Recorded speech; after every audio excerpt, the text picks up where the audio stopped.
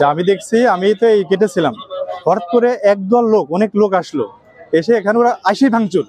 ওদের যদি কোনো দাবি দেওয়া থাকে ওরা বলবে আইসি ভাঙচুর, এই ভাঙচুরটা আসলে ঠিক না। হঠাৎ করে বললো যে গেট বন্ধ হয়ে যাবে। তারপরে আমি এখানে এসে দেখি যে অলরেডি সবাই ওরা বাড়ি শুরু করেছে। তখন আমি এই পাশে আছি, হঠাৎ আমার গাড়িতে 2-3 বাড়ি মারিছে।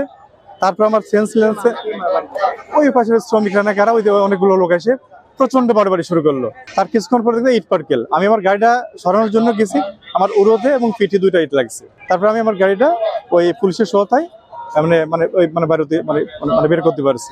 আমার যে উড়োতে এটা লাগছে না, ভিতরে প্রচন্ড পেন, ওখানে ওইটা এই না হলে বোঝা যাবে না। যা আমি দেখছি, আমি তো এই গেটে ছিলাম, হঠাৎ করে একদল লোক, অনেক লোক আসলো, এসে এখানে ওরা আইসি ভাঙচুর।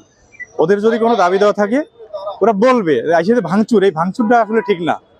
ভাঙচুরের পক্ষে কেউই না, কেন ভাঙচুর করবে? এরা উচ্ছৃঙ্খলকারী। এরা আসলে দাবি দেওয়া থাকলে তো বসে একটা সমাধান হওয়া উচিত।